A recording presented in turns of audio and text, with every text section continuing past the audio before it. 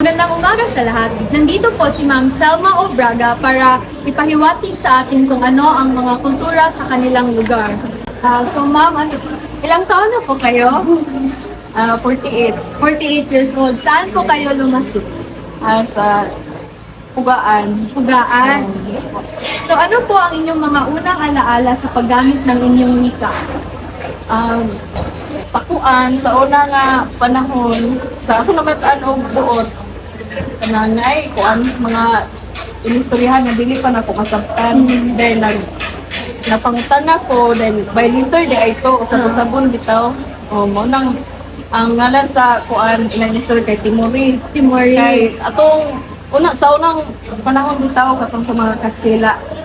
Mga katsila kaya kung lula o lulo katsila man. Then nadaw sila kanang gipangita ang ilang kuan ba kanang ilang kaliwat bitaw nga mo nang na kuan nila namugna nila na ang kanang inistoryahan nga Timori para dili sila mahibaw-an nga sila kay mausab ang ilang mga pinulungan. Mo nang namugna ang kuan kanang istorya nga Timori.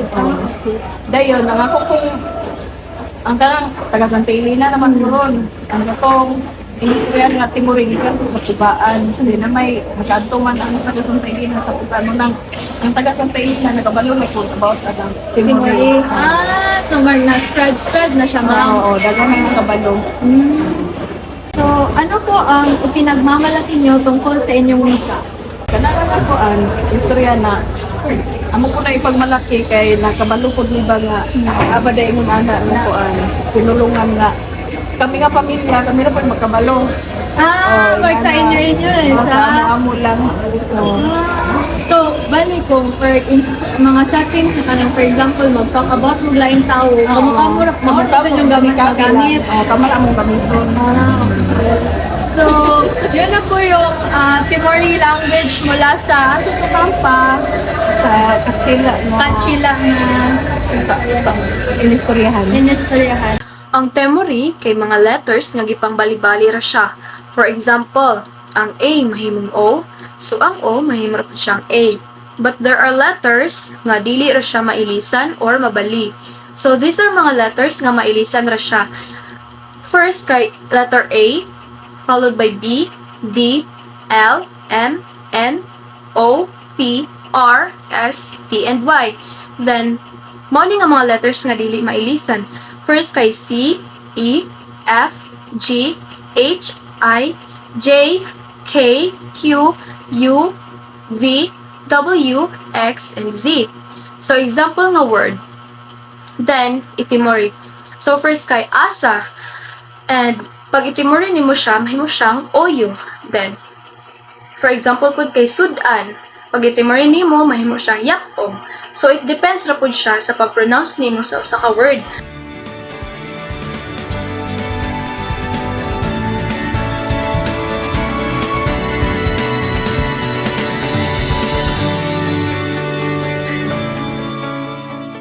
Magandang hapon po. Ano po ang iyong pangalan?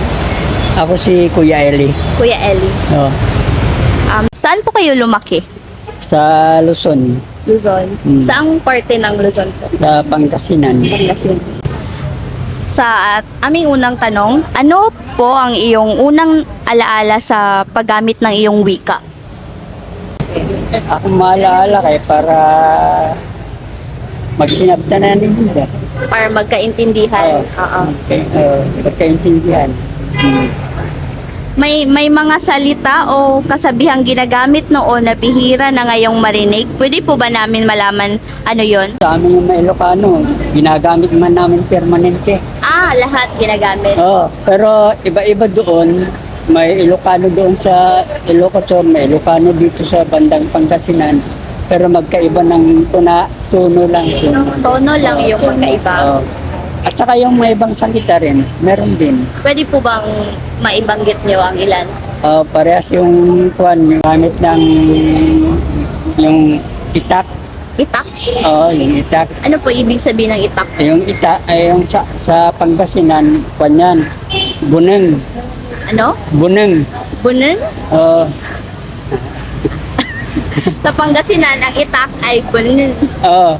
Tapos, sa iba, Sa banda doon sa Juan, yung medyo nakalimutan ko na doon sa may bandang Luzon.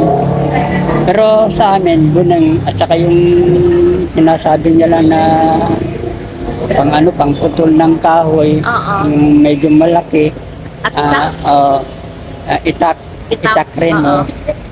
Yun ang nagkaiba, pero pare-parehas din ng meaning niya. Ah, Buneng at saka itak parehas. okay. Ano ito ginamit sa inyong pang-araw-araw na buhay noong bata pa kayo? Yung pag pumupunta kami doon sa Juan, sa bukid, Ah. umano kami ng mga panggatong kahoy. Ayan. Halos araw-araw kami. Basta galing ka namin sa Juan, sa eskwelahan. Pag hapon na, kukuha kami ng panggatong doon sa bukid. Bukid. Ayun, ginagamit namin. Dahil yung itak, dala-dalamin namin yan. Sa eskwelahan. Minsan nag-garden kami. Minsan nag-ano ng... Kahit sa eskwelahan po? Oo. Kahit sa eskwelahan. Dahil noon, palagi kami naglilinis sa surrounding sa eskwelahan namin. Wala pang janitor ganito. So, ano po ang pinagmamalaki nyo tungkol sa iyong wika? Yung wika, pinaglalaki namin dahil Ilocano kami. Ang presidente namin, Ilocano.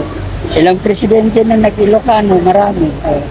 Saka maraming ng Ilocano. Yung matipid. Matipid ang mga Ilocano. Matipid. Yung paggagastos. Matipid po ba kayo? Matipid.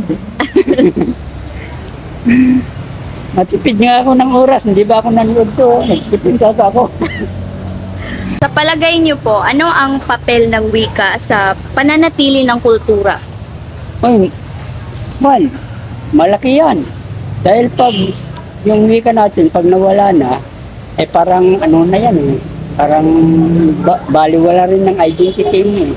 Yung identity niya, importante at sa kultura, kung Bisaya ka, kung hindi mo na alam mag-Bisaya, wala na yung identity mo na Bisaya. Pagkatulad ko, ang alam ko ng mga dialect, marami.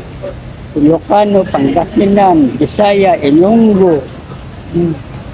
Kung minsan, wala na, hindi na ako kilala. Pero wala yun. Nawawala yung pero makilala ka sa intonation. Dahil kahit saan akong punta dito sa Mindanao,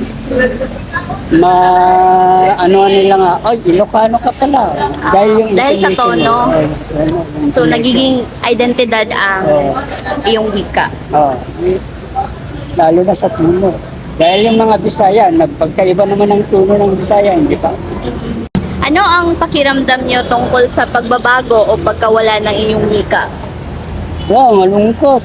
Malungkot. Dahil yung mga kabataan ngayon, Oo. medyo hindi na lang.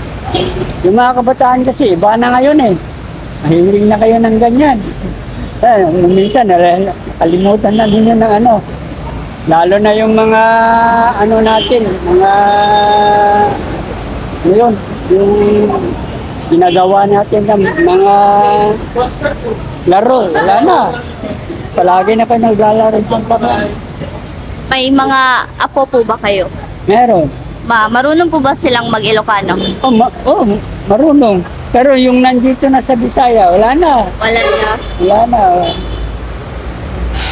Panghuli po, ano po ang nais niyong iparating sa mga kabataan tungkol sa kahalagahan ng iyong wika? Mahal niyo pong Kayo mga Bisaya. Sinong Ilocano? Wala kayong Ilocano dito? Wala. Bisaya lang. Bisaya. Lalo na kung maging nanay na kayo, wag ninyong wala niyang yung Bisaya dahil karamihan na naririnig ko ngayon dyan sa amin, English speaking na yung mga bata. Bakit? Bakit English? Kahit hindi tinuturuan na ng nanay. Bakit? Dahil ito. Kaya umaano na sila sa mga yung mga caricature o yung comics. Ano yun, yung inaano nila, English na yun eh. Wala nang, dapat sana may Bisaya rin sa, lalo na yung cartoons. No?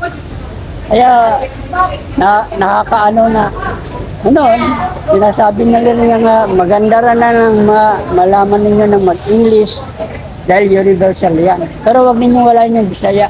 Ako nga, gamahin ako, kaya wala na ako itudlo akong mga anak kong Ilocano. Ayun, hindi sila alam. Pag bakasyon nila sa amin, wala, nagtanga. Hindi po kayo magkakaintindihan ba?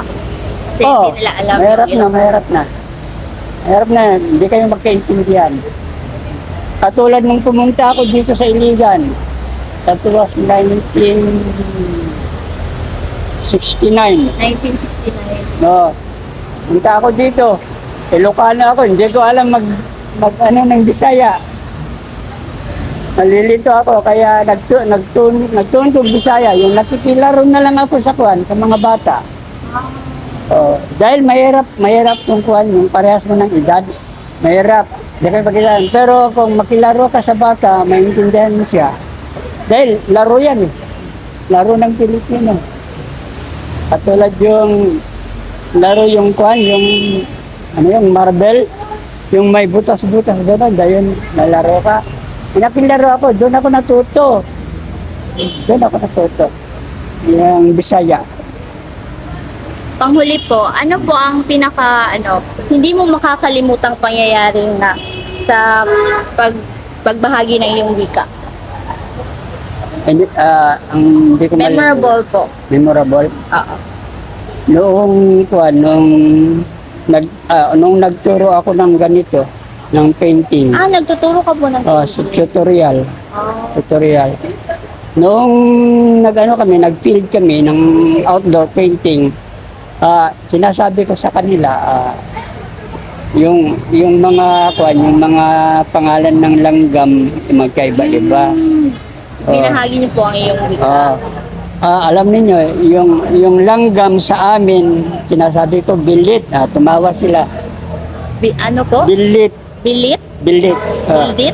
Yung langgam. Dahil yung langgam rin, iba yung lamigas. Oo, iba po. Iba.